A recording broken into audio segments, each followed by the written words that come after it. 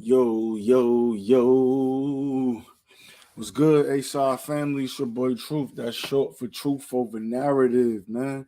Hey, welcome to Wednesday Night Boxing Talk. You know what I mean? We're just going to talk a couple topics, kick it live, you know what I mean? Do the damn thing, you know what I'm saying? So, just going to give it a little bit. But in the meantime, between time, before anybody come in, like I said, hey, it's Wednesday, you know what I'm saying? Wednesday Night Box Talk. So, I got the invite in the description if you want to join me live. You know what I mean? You could come in and join me live.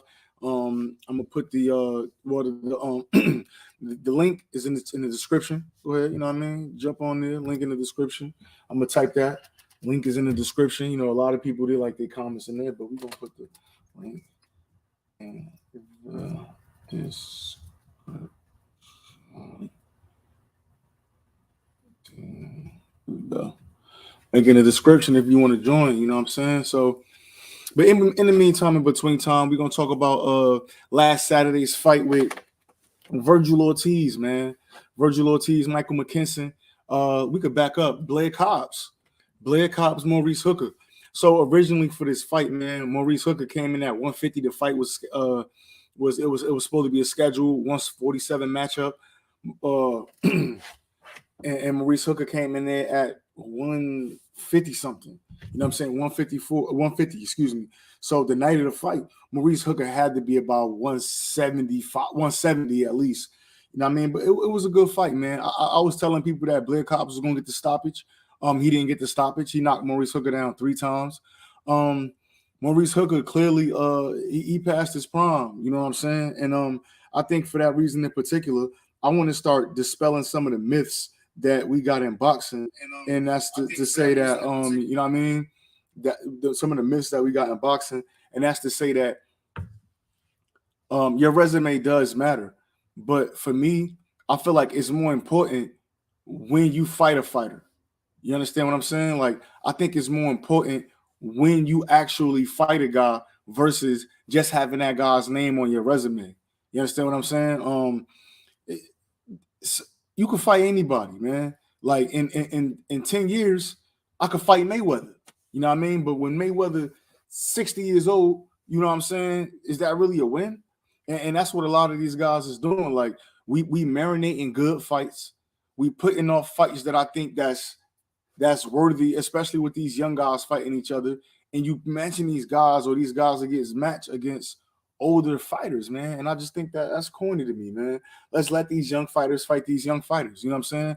I'm not saying you shouldn't match your fighter in a way to, you know what I mean, so he can ascend through the ranks and have a long-lasting career. I'm not saying that. But what I'm saying is let's do away with the notion that you have to fight this fight. Like, for example, Gamboa. I'm not giving nobody else credit for beating Gamboa. I give Isak Cruz no credit for that Gamboa win. You know what I'm saying? Like Gamboa been in the ring, he's a punching bag now. So at the end of the day, yeah, people could go back and look at Isak's record and say, yeah, he got a stoppage of Gamboa before Tank, but that's nowhere near prime Gamboa. That's not the Gamboa that fought Terrence Crawford. That's not the Gamboa that was pound for pound back in the day. That's not that Gamboa, man. So great win, but like what we doing, man? I would rather see Isak Cruz in there with a Rayo Valenzuela, Isak Cruz in there with a Frank Martin, Isak Cruz in there with a Michelle Rivera, Isak Cruz in there, you know what I mean, with these guys. Like, you know what I mean? Obviously, he already got it in with Tank. Shit, give me Isak Cruz and Rolly Romero. I would love to see that fight as well. You know what I'm saying? Yeah. I'm not really a fan of these guys just going in and beating up. I don't want to say beating up on, but just fighting fighters just for name on the resume status. You know what I mean? Or that's not. I'm not a fan of that. In fact, it's Red Cup Wednesday. We're gonna make a Red Cup Wednesday. But Max, I'm not really a fan of that, man. Virgil Ortiz, Michael McKinson. I think it was a good fight. I don't know what happened to McKinson. I think he must have hurt his leg or hurt his ankle or something like that. So, I mean, he did get dropped by the body shot. I would have liked. I wish we would have got. I wish we could have gotten a more cleaner fight from Virgil, on that fight. I just feel like Virgil, a lot of not the things that I like Virgil for, I didn't see. I didn't see the footwork. Now, granted, he was in there against a slick guy in McKinson, but I didn't see the footwork that I usually expect to see from Virgil Ortiz. I didn't see the use of his jab the way I expect to see from Virgil Ortiz. I wish we could have got some of that jab, some of the movement. Just kind of put his tools on display. He just kind of locked into that high guard and just kept walking forward. Now, what I will say is sometimes me as a boxing fan and as somebody that loves the sport of boxing as a hardcore guy, and I'm looking at what characteristics that I've seen in champions that stick out to me. So I know a lot of these champions, a lot of champions that I like, they establish their jab. So when I'm watching Virgil Ortiz, I'm looking to see if he establishes jab. I'm looking to see if he's changing levels. I'm looking to see if he's going to the body. I'm looking to see what kind of footwork is he doing. Is he creating punches? Is he creating angles and landing punches off angles and stuff like that? I'm looking for all of these things. But that's me from a boxing mind. One thing you got to also look at is that it's a difference between being outside of the ring as a boxing mind and being inside of the ring and realizing, like, I think this dude landed his hardest punch on me and I ain't going nowhere. So now I'm about to just walk through him. Now I could relax myself. Now I know we could get these fans a show. You know what I'm saying? Because this guy can't hurt me. You know what I mean? So I think that's kind of what we saw from Virgil Ortiz, just more so trying to get the fans a show, knowing that McKinson couldn't hurt him. So a lot of the fundamental things that we would look for in the fighter, a lot of the things that we're looking to see you establish on your ascent to the championship, level, he just probably didn't show because it was never a reason to show that, and it was never a reason really for him to bring that toolbox out because he knew McKinson couldn't hurt him. You know what I mean? That's kind of where that's my thought process. But like I said, he did end up getting he got Virgil out. I mean, he got McKinson out of there. Yeah, man. Is he ready for Bud? I don't know. I'm not too sure if Virgil Ortiz is ready for Bud Crawford. You know what I'm saying?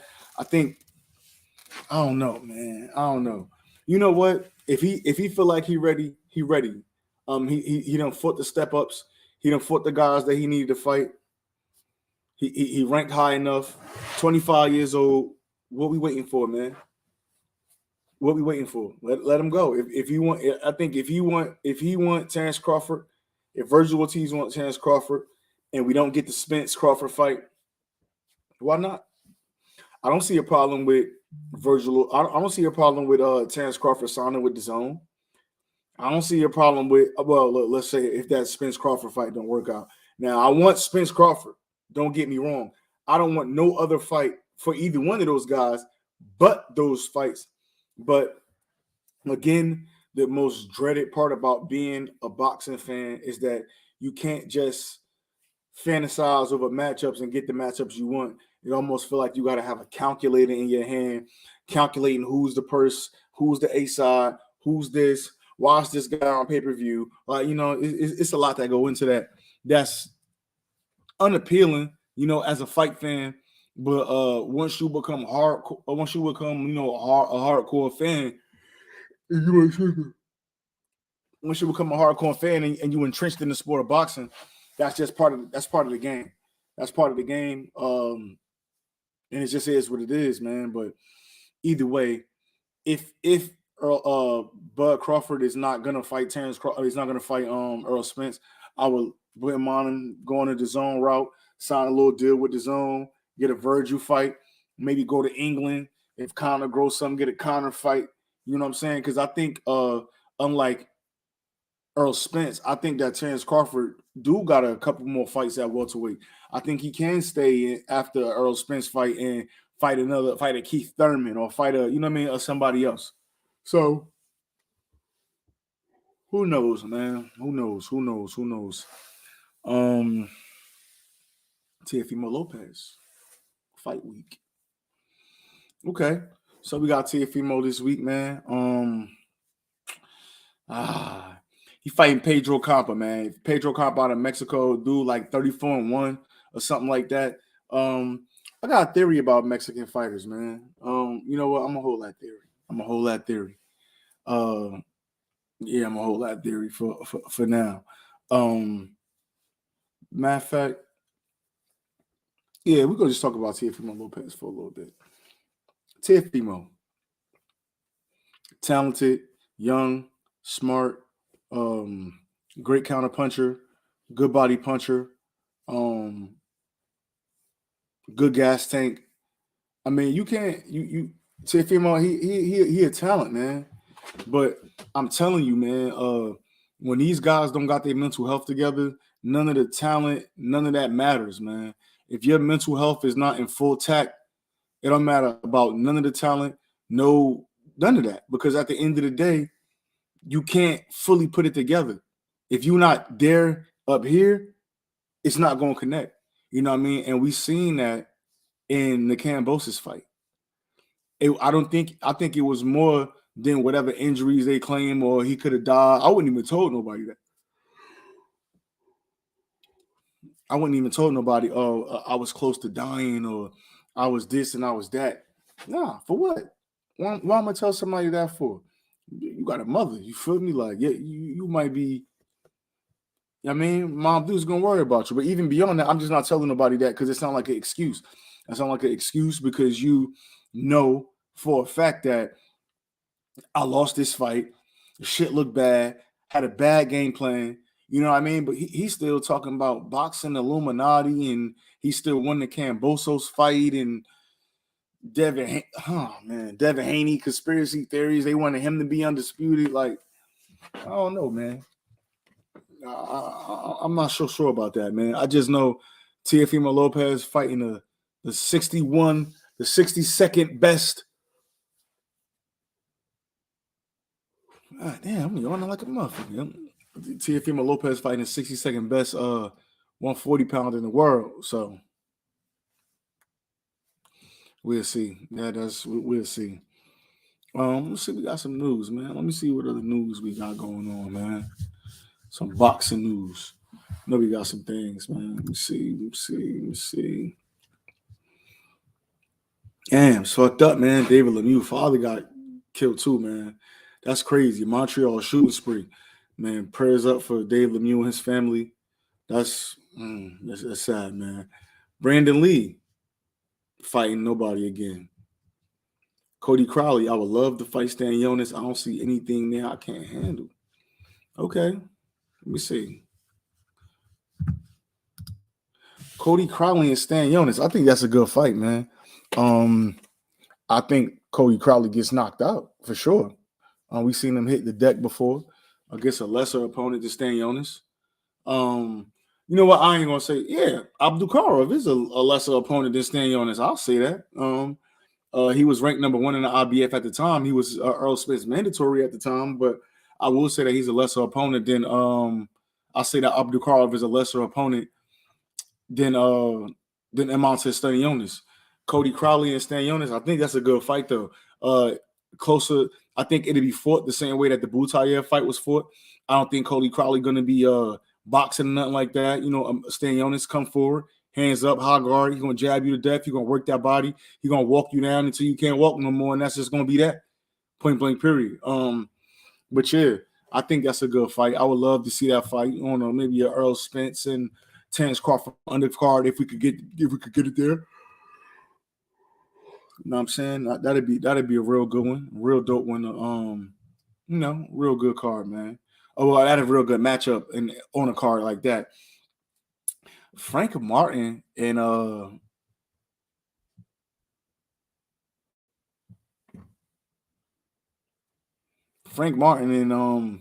Chris Colbert. I think that's a good fight, man. I think Frank Martin is one of those guys. Since he started boxing late, I think his talent is apparent. You could clearly see that Frank Martin is a talented guy. However, you could also see that Frank Martin like to think in the ring still. We know B-Hop been let me not say B-Hop. We know Chris Colbert, prime time. We know he's been boxing for a while. So for him, for some guys, especially guys that have been doing it forever, boxing is just second nature to them. It's just like walking. You know what I'm saying? For those guys, boxing is just like walking to, it come easier for them. So now I think that I like Frank Martin. I think that he could pull that match off. I think he could pull that fight out against Chris Colbert, but I wouldn't sleep on Chris Colbert at all. I think that's a 60-40 fight, if you ask me, Chris Colbert way. Just because of the skills that Chris Colbert has. A lot of people forget. I think Chris Colbert fell in love with some power and started to try to walk guys down. If you remember, Chris Colbert, they were saying he was boring. They were saying that his style was corny, and he was getting a lot of heat from his fighting style. He sat down, he boxed a couple of guys. You know what I'm saying? He stood in front of a couple guys, got a couple knockouts, and I think he got a knockout. And then he fought, King Tug Nyambiar, and beat the shit out of him. You know what I'm saying?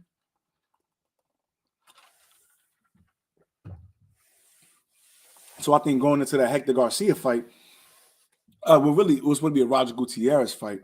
Going into that Roger Gutierrez fight, I think that Chris Colbert was maybe a little too full of himself. Or maybe he game planned for Roger Gutierrez a certain way and just felt like, yo, who is this guy? Hector Garcia, I don't know him. He moving up from 130 to fight me. Who is he? And then went in there and got his ass beat. You know what I'm saying? Point blank period. You know how I go. So at the end of the day, it is what it is. We got, so let me see.